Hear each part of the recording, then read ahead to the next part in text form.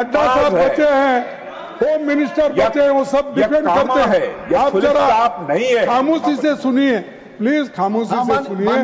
अभी नड्डा बचे हैं जवाब देने के लिए और होम मिनिस्टर भी फिर आएंगे, अपना बात कहेंगे। छोड़ो उनके लिए कुछ, हम प्राइम मिनिस्टर से भी पूछ रहे हैं, प्राइम मिनिस्टर से पूछ रहे हैं कि उन्होंने क्यों नहीं इसको कंडेम किया। ये झूठ है, मेरे पास उतनी ताकत है और हम हिम्मत से काम करते हैं। कोई थर्ड पार्टी को हम कभी एंटरटेन नहीं करते। हमारी पॉलिसी है कि थर्ड पार्टी को इसमें इन्वॉल्व नहीं करना, ये हमारी पॉलिसी। लेकिन इस पॉलिसी के खिलाफ क्यों गए आप? तो दोनों मिलके बात करके सुलझाने वाले, आपके दोनों ऑफिसर्स मिलके अगर सुलझाने वाले हैं, थर्ड पार्टी इसमें कोई नहीं है। हमारी तो पहले से पॉलिसी है कि हम थर्ड पार्टी को इन्वॉल्व करके कोई समझौता नहीं करना, हम खुद अपने आप को समझौता करना चाहिए। ये भी पॉलिसी के खिलाफ चलेगा। और सर, मैं अब सीधे सीधे दो चार इसके प्रश्न पूछूंगा, उसका जवाब देंगे मुझे। मैं क्योंकि हमारा सवाल ज्यादा प्राइम मिनिस्टर से है। अब इन्होंने जो रिपोर्ट लाए वो डिफेंस मिनिस्ट्री का रिपोर्ट लाए, लेकिन हम चाहते हैं मोदी जी को क्या हुआ, इतना चर्चा हो रहा, यहां नहीं वहां नहीं, फिर कहां है, आकाश में बैठे क्या? सर, पहला, किन शर्तों पर, आप सुनिए, किन शर्तों पर ये सीज फायर हुआ और पाकिस्तान बैकफुट पर होने के बावजूद अपने इसे क्यों स्वीकार किया? सर, नंबर 2, क्या यूनाइटेड स्टेट्स ने इसमें इंटरफियर किया? अगर हां, तो किसके कहने पर और किन शर्तों पर आपने किया? तीसरा, क्या यूएस प्रेसिडेंट ने यह सीज फायर कराया जैसा वो बार बार दावा कर रहे हैं? और अगर हां, तो क्या ये भारत की नो थर्ड पार्टी मेडिटेशन की पॉलिसी के खिलाफ नहीं है? तो ये भी जवाब होना चाहिए। सर, चौथा, क्या हमें ट्रेड थ्रेट्स या अन्य इकोनॉमिक ब्लैकमेल के कारण ये सीज फायर होना या इसको मानना पड़ेगा? ये सब 4 सवाल मैं आपके सामने रखा हूं। खैर, अंत में इसको प्राइम मिनिस्टर जवाब देंगे।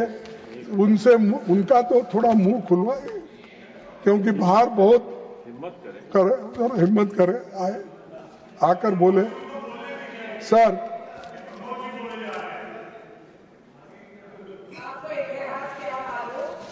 सर, अब फॉरेन मिनिस्टर तो चले गए, लेकिन मैं डिफेंस मिनिस्टर को सुनवाना पड़ता। सर, पहलगाम के बाद जो कुछ हुआ, उससे मोदी जी की 11 साल की फोटो खिंचाने, हाथ मिलाना, जबरदस्ती गले लगने वाला, यही फॉरेन पॉलिसी हो गया है। सच सामने आ गया, सिर्फ इवेंट बाजी से विदेश नीति नहीं चलती कि देश के लिए एक स्पेसिफिक विदेश नीति बनाना होगा और वो विदेश नीति के ऊपर हम सबको चलना होगा। अगर ये सब छोड़ के इसके साथ फोटो लिए, अगर वो दूर भी है तो ऊपर गिर के फोटो लेना, ये सब जरा अच्छा नहीं दिखता। और जिसको आप विश्वगुरु मानते हैं, जिसकी तारीफ इतनी हो रही, इंदिरा गांधी के साथ कभी कंपेयर करते हैं, नेहरू जी से करते हैं, अब फिर कल ट्रंप और उनकी तो दोस्ती है। खैर, मैं कुछ नहीं बोल सकता कि उन्होंने यहाँ तक अपनी बातें कर रहे हैं और वो भी खुश है। और जो उसी लिए तो हमारे जो चेयरमैन साहब थे चले गए बेचारे। विषय पर लौटे प्लीज। सर, फॉरेन पॉलिसी सच सामने आ गई। इवेंट बाजी बंद करो और नीति, विदेश नीति पक्का करो और उसी से तहत चलने की कोशिश करो। सर, हाउडी मोदी और नमस्ते ट्रंप जैसे बड़े बड़े इवेंट के बावजूद भारत के स्ट्रैटेजिक इंटरेस्ट सुरक्षित नहीं हो पाए, क्योंकि इतनी दोस्ती गहरी होने के बावजूद भी आपके साथ कोई नहीं खड़ा हुआ।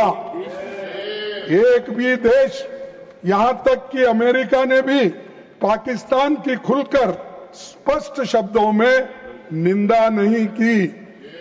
पाकिस्तान के आतंकवादियों को सपोर्ट पर किसी भी देश ने कुछ नहीं कहा। तो ये दर्शाता है कि आपके बुरे वक्त में आपके साथ कोई आने वाला नहीं है, ये इससे दर्शाता है। सर, इतिहास में पहली बार अमेरिकी राष्ट्रपति ने पाकिस्तानी सेना प्रमुख को व्हाइट हाउस में खाने पर बुलाया। यूएस सेंट्रल कमांड चीफ ने पाकिस्तान को काउंटर टेरर ऑपरेशन में फेनोमिनल पार्टनर यानी पक्का साथी, तो पाकिस्तान हमारा पक्का साथी है, ये व्हाइट हाउस ने, वहां के सेंट्रल कमांड ने कहा। तो आप ही बोलिए, एक तरफ वो लोग कंडेम भी कर रहे हैं और कोई आपका दोस्त बनने को तैयार नहीं है, तो दूसरे तरफ आप हर एक गले मिल रहे हैं, फोटो खिंचवा ले रहे हैं, कोई पीछे ठहर रहा है तो आगे ले रहे हैं। तो ये सब काम ये कर रहे हैं, क्यों? कहीं के लिए? अरे आपकी इज्जत ऐसा रहना चाहिए, कहीं आप कोने में भी ठहरे तो आकर आपको बुला लेके सेंटर में ठहरा, उसको कहते हैं उसका व्यक्तित्व। लेकिन उनको क्या मालूम है, मुझे तो समझ में नहीं आता। तो ये, और दूसरी बात साहब,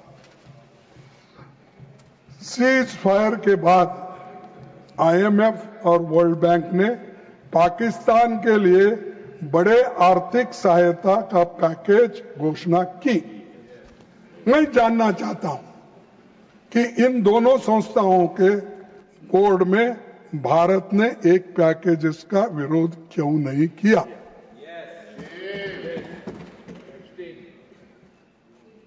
मैं आपसे सवाल कर रहा हूं, मैं जानना चाहता हूं कि इन दोनों संस्थाओं के बोर्ड के भारत ने इन पैकेज का विरोध क्यों नहीं किया? ये जो आईएमएफ, वर्ल्ड बैंक एक पाकिस्तान को आर्थिक मदद दिलाने में, वो लेने में सक्षम हो गए, वही पैसा टेररिस्ट को जाता, आपने कहा। सभापति महोदय, मैंने पहले भी किया है और बाद में भी सर, और इसीलिए लोकसभा में बोलते मैंने किया है सर, और राज्यसभा मैं में आपको और भी मैं आपको और भी बताना चाहता हूं कि डिप्टी चेयरमैन साहब, प्रधानमंत्री चुप क्यों है और क्यों इसका विरोध नहीं करे? हमको भी कारण बताइए, क्योंकि हम तो आपको कहे हैं, आपके साथ हैं, देश के रक्षा के लिए, एकता के लिए, अखंडता के लिए हम तो सभी साथ खड़े हुए हैं, सारे अपोजिशन के पार्टी के लोग और रूलिंग के लोग भी, सब चंद लोग सभी साथ में हैं। तो मेरा एक जो कहना है, ये कहना है कि इतने लोग तुमको दोस्ती तुमने बनाई, लेकिन एक दोस्त भी तुम्हारा साथ नहीं दिया और उल्टा तुम्हारे विरोध में रहने वाले लोगों को उन्होंने पैसे से मदद करवाया और सारी चीजों की मदद उन्होंने की। जिन्होंने अवार्ड भी दिया वो भी नहीं खड़े।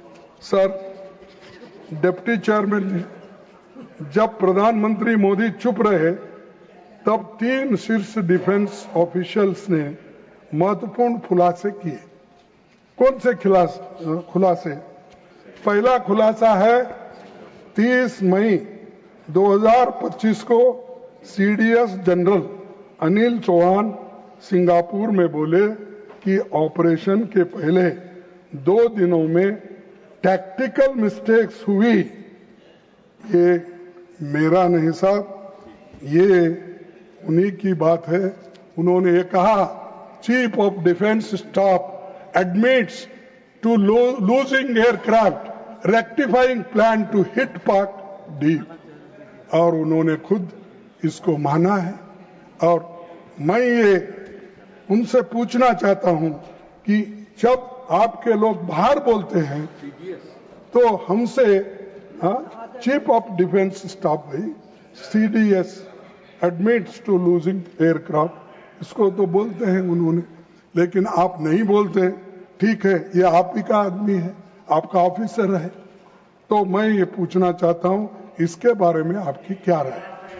सर, 30 मई 2000 को CDS general Anil Chauhan Singapore में बोले कि ऑपरेशन के पहले 2 दिनों में टैक्टिकल मिस्टेक्स हुई।